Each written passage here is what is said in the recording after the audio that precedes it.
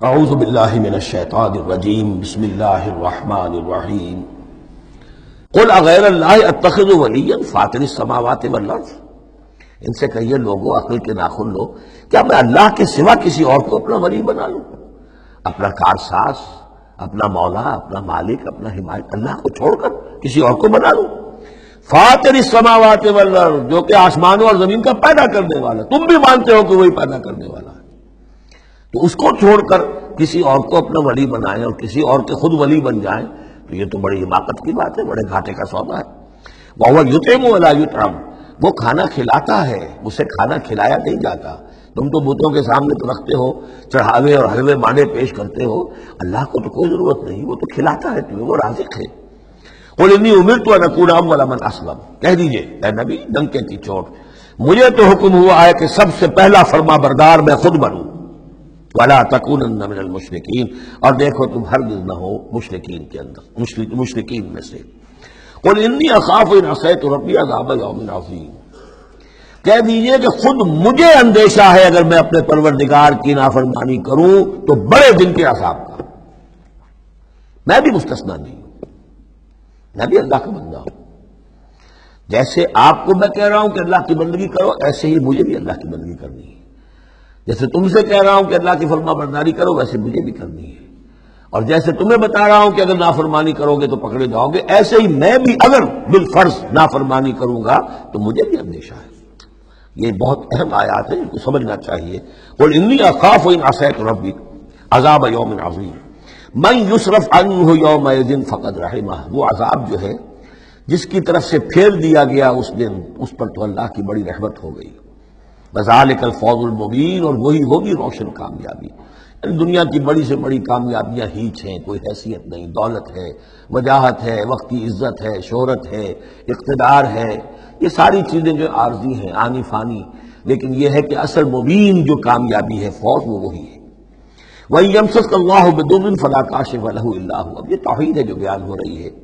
اور اگر تمہیں کوئی اللہ تعالیٰ کی طرف سے پہنچا دی جائے کوئی تکلیف، تو کوئی نہیں ہے اس تکلیف کا دور کرنے والا سوائے اس کے۔ تکلیف میں پکارو تو اسی کو پکارو، کسی اور کو نہ پکارو۔ لا تدعوا مع اللہ احدا، وہی ہے مشکل کشا، وہی ہے حاجت روا، وہی ہے تمہاری تکلیفوں کو رفع کرنے والا۔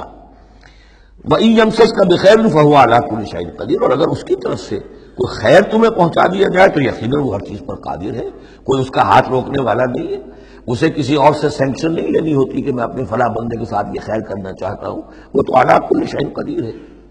وَهُوَ الْقَاهِرُ فَوْقَ عِبَادِهِ، اور وہ تو اپنے بندوں پر پوری طریقے سے زور آور ہے، چھایا ہوا ہے، مسلط ہے، کوئی بھی اس مخلوقات میں سے اس کے قابو سے باہر نہیں ہے، وہ قابو یافتہ ہے۔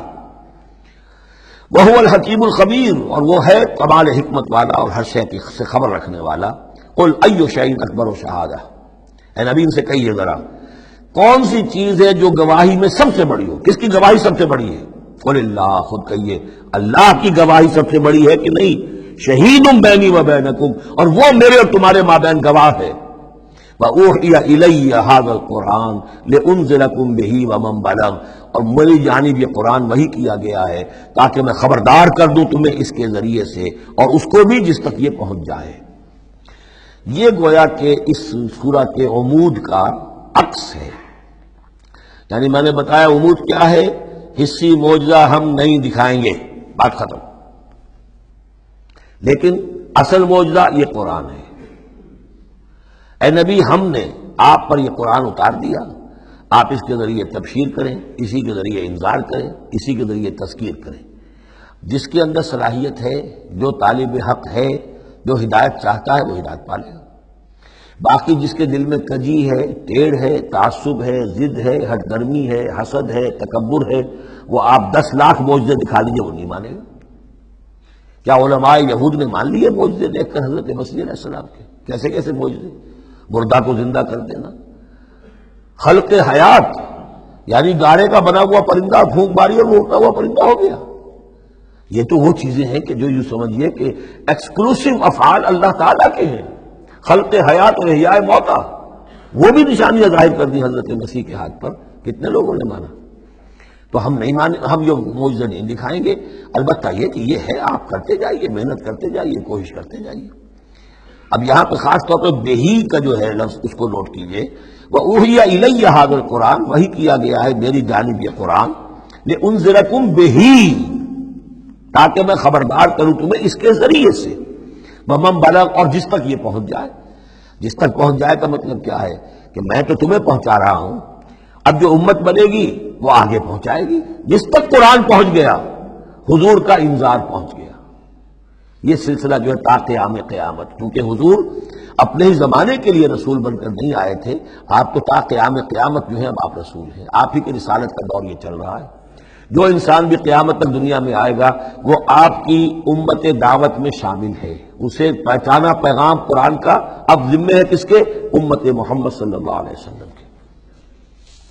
اَإِنَّكُمْ لَتَشْهَدُونَ أَنَّ مَعَ اللَّهِ آلِهَةً أُخْرَىٰ، اب دیکھیے یہ ہے وہ جو میں نے ابتدا میں بھی عرض کیا تھا تعارف میں، بعض اوقات جو ہے بڑے سرچنگ کوسچنز ہوتے ہیں، کیا واقعی تمہارا یہ کہنا ہے؟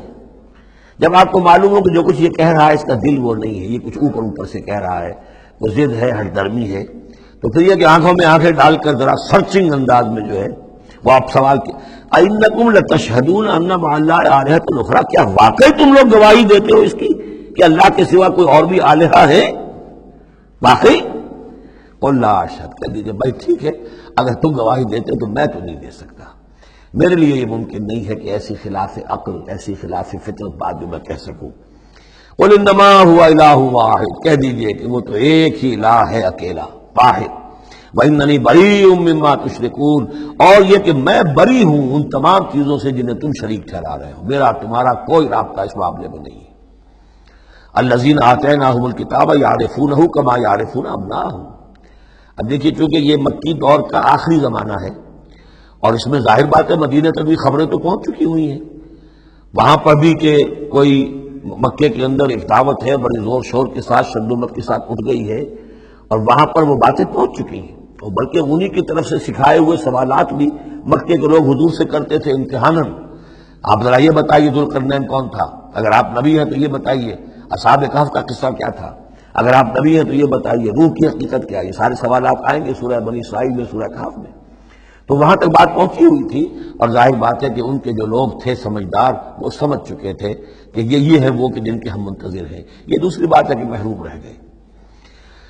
الذین آتیناہم الکتاب، وہ لوگ جنہیں ہم نے کتاب عطا فرمائی تھی، یعرفونہ، پہچانتے ہیں اس کو۔ ہو کی ضمیر دونوں طرف جا سکتی ہے، قرآن کی طرف بھی اور محمد کی طرف بھی صلی اللہ علیہ وسلم۔ باقی یہ میں واضح کر چکا ہوں، قرآن اور محمد مل کر ہی بینہ بنتے ہیں، یہ ایک ہی شے ہے، ایک ہی حقیقت ہے۔ حضور جو ہے قرآن مجسم ہے، قرآن ایک انسانی شخصیت اور سیرت و کردار کا ہیورا پہن لے تو وہ محمد الرسول اللہ صلی اللہ علیہ وسلم، جیسے کہ حضرت ام المومنین حضرت عائشہ صدیقہ نے فرمایا تھا کان خلق القرآن، حضور کی سیرت قرآن ہے۔ کما یعرفون ابناہم، جیسے کہ پہچانتے ہیں اپنے بیٹوں کو۔ الذین خسروا انفسهم فهم لا یؤمنون، البتہ جو لوگ اپنے آپ کو تباہ کرنے پر تل گئے ہیں تو وہ ایمان نہیں لائیں گے۔ صدق اللہ العظیم۔